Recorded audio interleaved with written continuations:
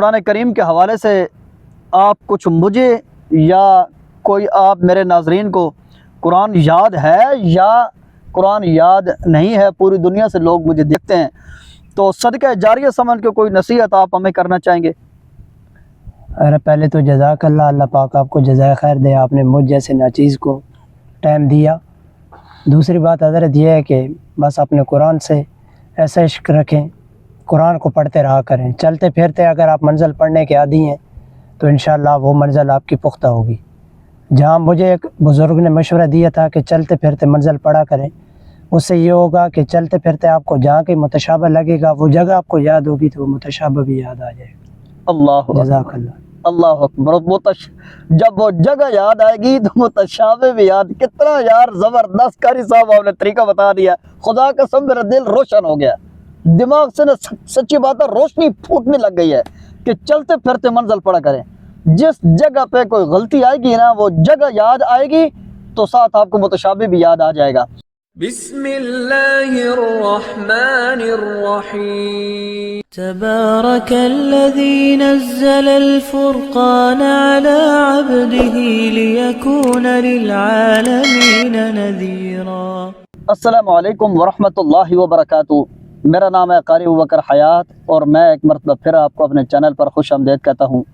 میرے ساتھ جامعۃ الحسنین شعبہ حفظ کے صدر مدرس قاری سجاد صاحب آج تشریف فرما ہیں۔ قاری صاحب کو میں اپنے چینل پر خوش آمدید کہتا ہوں۔ قاری صاحب السلام علیکم ورحمۃ اللہ وبرکاتہ۔ وعلیکم السلام ورحمۃ اللہ وبرکاتہ۔ حفظ پڑھاتے پڑھاتے قاری صاحب کی جوانی بیت رہی ہے، اللہ تعالی ہماری جوانیوں کو بھی ایسے ہی گزارنے کی توفیق نصیب فرمائے۔ قاری صاحب کا حفظ کروانے میں اور حفظ کے تجربات میں اور قرآن کریم پڑھنے اور پڑھانے میں اللہ تعالیٰ نے کیا ملکہ اور عبور عطا کیا ہے، ابھی ہم گفتگو کریں گے تو انشاءاللہ آپ اندازہ لگائیں گے۔ قاری صاحب کتنا عرصہ ہو گیا آپ کو حفظ کرواتے ہوئے، بچوں کو پڑھاتے ہوئے؟ الحمدللہ مجھے 7 سال ہو گئے۔ 7 سال بچوں کو حفظ کی ایک ہی درسگاہ میں پڑھاتے ہوئے ماشاءاللہ قاری صاحب کا ٹائم گزرا ہے۔ تو قاری صاحب آپ کے پاس کچھ ایسی ٹیکنیک ہے کہ مثال کے طور پر میرے چینل کے اوپر بہت زیادہ لوگ ہیں اور وہ قرآن کریم کی انفارمیشن کے حوالے سے ہی مجھ سے محبت کرتے ہیں، تو دنیا داری کے ماحول میں بیچاروں نے حفظ کیا تھا لیکن آگے جا کے حالات چینج ہو گئے، شادیاں ہو گئیں، بچے ہو گئے، کاروباری لائن میں چلے گئے، کوئی بارے ملک میں چلے گئے، تو اب رمضان بالکل آنے کو ہے، تو ابھی تو میرے خیال میں رمضان کی تیاری تو بھولے ہوئے قرآن کو ابھی یاد کرنا تو مشکل ہے، لیکن آپ کے پاس کیا کوئی ایسی ٹیکنیک ہے کہ جو لوگ قرآن بالکل بھول چکے ہیں کس طریقے کے ساتھ وہ یاد کریں اس کو؟ حضرت وہ اپنے قرآن کے لیے پہلے تو وقت نکالیں، ایک ٹائم مختص کریں کہ یہ وقت میں نے اپنے قرآن کو دینا، وہ وقت صرف قرآن کو دیں، باقی کسی کام کو نہ دیں۔ وہ تیاری کسی بھلے مدرسے میں چلے جائیں، آج کل پورے پاکستان میں بلکہ پوری دنیا میں مدارس ہیں، تو کسی مدرسے والے سے بات کر لیں، حفظ کے مدرس سے بات کر لیں، روز اپنا جو تیار کریں وہ جا کے سنائیں، اس کا دور کریں، انشاءاللہ بہتر ہوگا۔ یہ چیز میں بھی یہی چیز آپ لوگوں کو بار بار سمجھاتا ہوں کہ یار اپنی اگر خود ہی ترتیبیں بناتے رہیں گے نا، ساری زندگی ترتیبیں بنائیں گے، حاصل کچھ بھی نہیں ہوگا۔ یاد کر کے کسی کو سنانے کی ترتیب بنائیں تاکہ کوئی دل و دماغ میں کچھ تھوڑا سا بیٹھے، جو یاد کرتے ہیں وہ کسی کو سنائیں، کچھ سنانے کی ترتیب بنائیں تاکہ یاد ہو۔ خود جو آج ترتیب بناتے ہیں کل وہ پھر ٹوٹ جائے گی۔ حضرت میری اپنی ایک ترتیب ہے، ترتیب شاید یہ ہے کہ جو پارہ تراویح میں پڑھنا ہے اس پارے کو پہلے ایک بار دیکھ کے پڑھیں تاکہ وہ ذہن میں بیٹھے۔ اچھا، تراویح کی تیاری کا طریقہ بتا رہے ہیں؟ جی، تراویح کی تیاری۔ اچھا ٹھیک ہے۔ جی، پہلے اس پارے کو دیکھ کے پڑھیں، تسلی کریں، پھر اس کے بعد ایک رکوع کو لے کے پڑھیں، ایک رکوع کو دیکھ کے پڑھیں، پھر اسی رکوع کو زبانی پڑھیں۔ اس طرح آپ پورے جو پارہ آپ نے تراویح میں پڑھنا ہے وہ پورا تیار کریں۔ جب آپ کا ایک دور یہ ہو جائے گا اس کے بعد ایک پاؤ کو دیکھ کے پڑھیں، پھر اسی پاؤ کو پہلے پورا سپارہ اکٹھا پڑھنا ہے، اس کے بعد پھر ایک ایک رکوع کر کے پڑھنا ہے۔ جی ٹھیک ہے۔ پھر اس کے بعد ایک ایک پاؤ کر کے ایک پاؤ دیکھ کے اسی کو زبانی۔ ٹھیک ہے۔ چاہے آسان ہے چاہے مشکل ہے، اس سے آپ کے ختم بھی مکمل ہو جائیں گے رمضان میں۔ ایک سپارہ پہلے پورا سارا پڑھنا ہے، اس کے بعد پھر ایک رکوع ایک بار دیکھ کر ایک بار زبانی، پھر ایک پاؤ کو ایک بار دیکھ کر ایک بار زبانی۔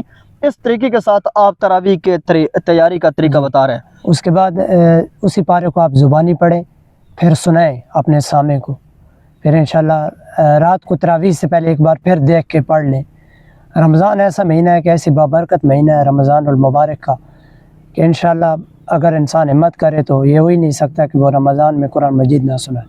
شرط یہ ہے کہ وہ اپنے قرآن سے لگاؤ رکھے، سچا عشق ہو، سچے دل سے پڑھے تو انشاءاللہ کوئی مشکل نہیں۔ اللہ اکبر، اللہ اکبر۔ قاری صاحب، بعض لوگوں کے بچے حفظ کر رہے ہیں، لیکن حفظ کرتے کرتے ان لوگوں کو، ان کے بچوں کو ٹائم اتنا بیت چکا ہے کہ بچے بھی اور ماں باپ بھی حوصلہ توڑ چکے ہیں، تو ایسے بچوں کی رہنمائی کے لیے حضرت پہلی تو یہ بات ہے کہ ان بچوں کو ماحول ایسے دیا جائے، اور دوسرا ان کو رزق حلال کھلانے کی بھرپور کوشش کریں، کیونکہ رزق حلال قرآن مجید پاک چیز ہے اور یہ پاک دلوں میں جاتا ہے۔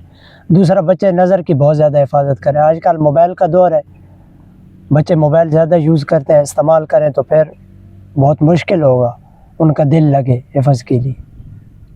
ماشاءاللہ قاری صاحب نے بہت 2-3 باتیں کی ہیں مختصر اور پر اثر۔ بچوں کو حلال کھلائیں، بچوں کو موبائل سے دور رکھیں، بچوں کی جو ماحولیاتی تربیت ہے اس پہ توجہ کریں۔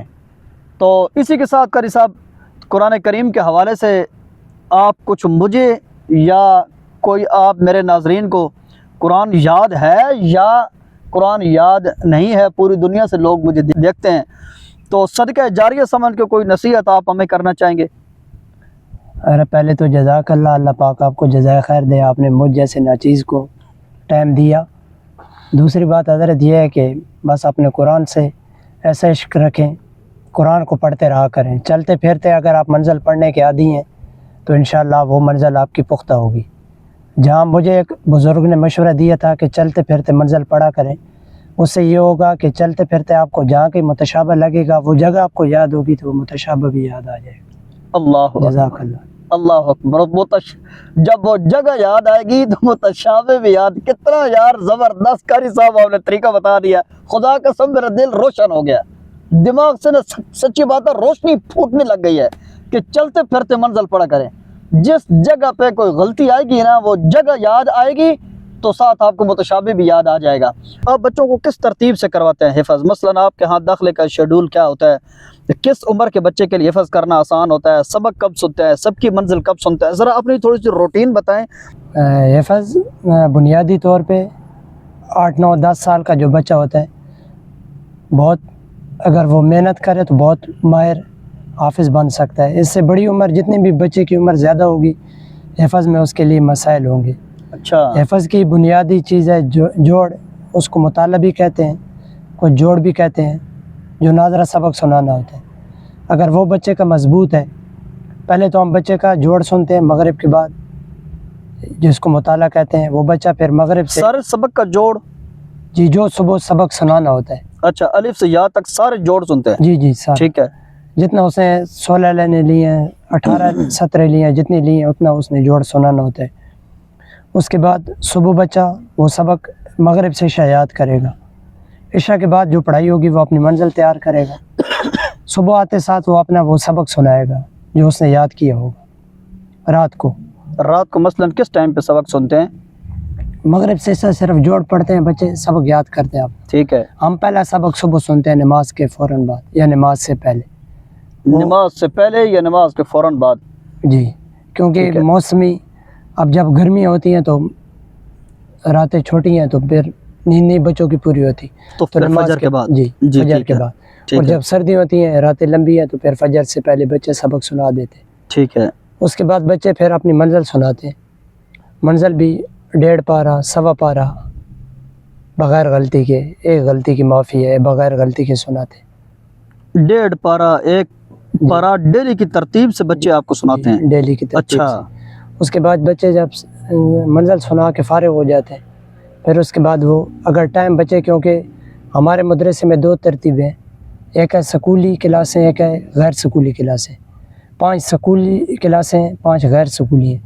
ہمارے مدرسے میں 7 سکول کی ترتیب بھی ہے، میں اس کلاس کو پڑھاتا ہوں جو بچے سکول پڑھتے ہیں، تو میرے پاس 10 بجے تک ٹائم ہوتا ہے، تو ایک آدھے بچوں کی سب کی صبح سن لیتا ہوں اور آدھے پھر شام کے لیے چھوڑ دیتا ہوں۔ پھر 10 بجے جب چھٹی ہوتی ہے بچے اپنے اپنے بیگ لے کے اپنے اپنی سکولی کلاسوں میں چلے جاتے ہیں، ٹھیک ہے 5ویں سے 4تھی سے 8ویں تک ہمارے حفظ کے ساتھ سکول ہے. ٹھیک ہے پھر 9ویں 10ویں بھی ہے، لیکن 9ویں 10ویں بغیر حفظ کے، مطلب حفظ کے ساتھ 9ویں 10ویں پڑھنا بہت مشکل کام ہے. اچھا جی. پھر زور کے بعد بچے جب آتے ہیں، صبح جو سبق سنایا ہوتا ہے زور کے بعد وہی سبق دوبارہ سناتے ہیں. صبح اگر جو سنایا ہے اگر اس میں ایک آدھ اٹکن آ بھی گئی تو چل جاتے ہیں. زور کے بعد جو سنائیں گے تو بغیر اٹکن کے ہو گئے. صبح بھی کوشش ہوتی ہے اٹکن کے بغیر سنیں.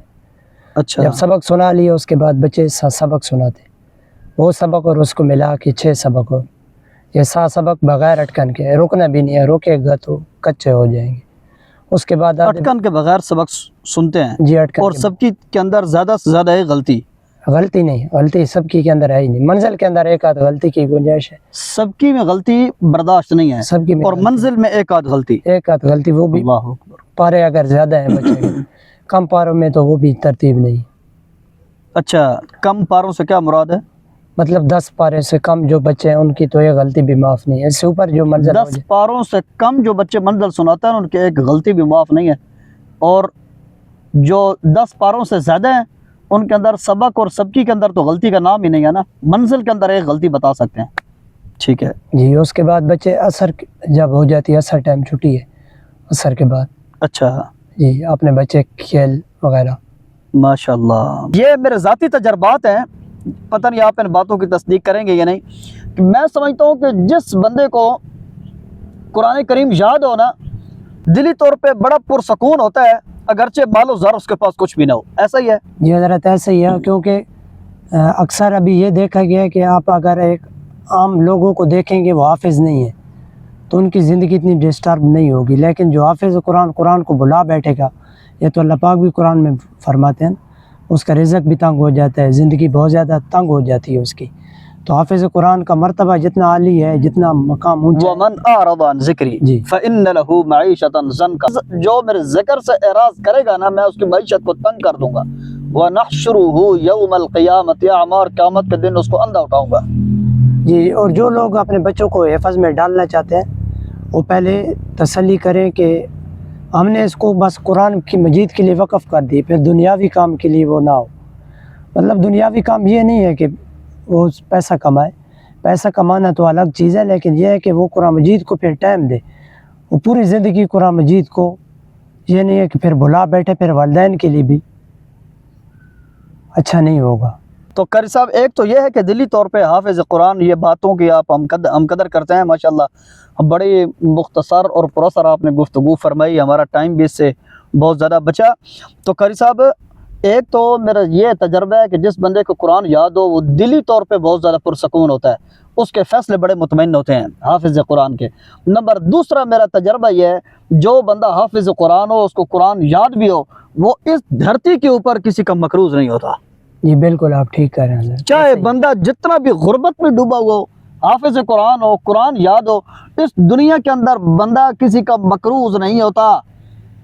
قاری صاحب ایک کے بھی کئی شاگردان ہیں، ہمارا بھی سارا خاندان حافظ قرآن علماء کا خاندان ہے. کئی شاگرد مجھ سے پڑھ کے جا چکے ہیں جن میرے شاگردوں کو قرآن بہت اچھی طرح یاد ہو، آج تک وہ کبھی مالی شکایت لے کے میرے پاس نہیں آئے. حضرت ایسا ہی ہے. اور بندہ کسی کا مقروض بالکل نہیں ہوتا، دلی اعتبار سے بندہ سکون ہوتا ہے.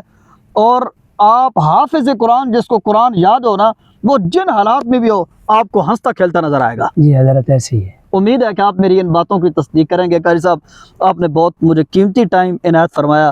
اللہ تعالیٰ آپ کی زندگی میں برکت نصیب فرمائے. آمین. اللہ تعالیٰ قرآن کریم کو آپ کا شفیع بنائے. آمین. اللہ تعالیٰ آپ کے بچوں کو آپ کے لیے صدقہ جاریہ بنائے جو بچے آپ کے پڑھ کے جا چکے ہیں. آمین. اللہ تعالیٰ آپ کے آل اولاد سے، آپ کے خاندان کے لوگوں سے قرآن کی خدمت کا کام لے. آمین. میرے ناظرین کے لیے بھی دعا کریں.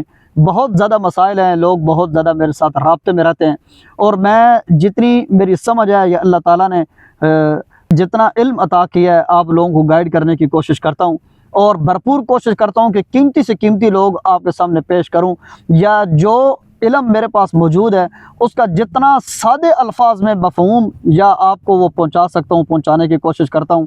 بعض لوگ قاری صاحب بڑی عجیب گالیوں سے یہ کومنٹس میں نوازتے ہیں، تو میں ان لوگوں کو جواب ہی نہیں دینا چاہتا.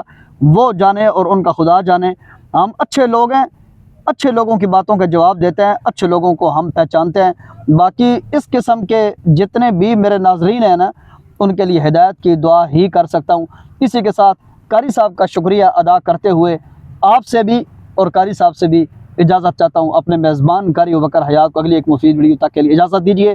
والسلام علیکم ورحمۃ اللہ وبرکاتہ۔ اللہ حافظ۔ اللہ حافظ۔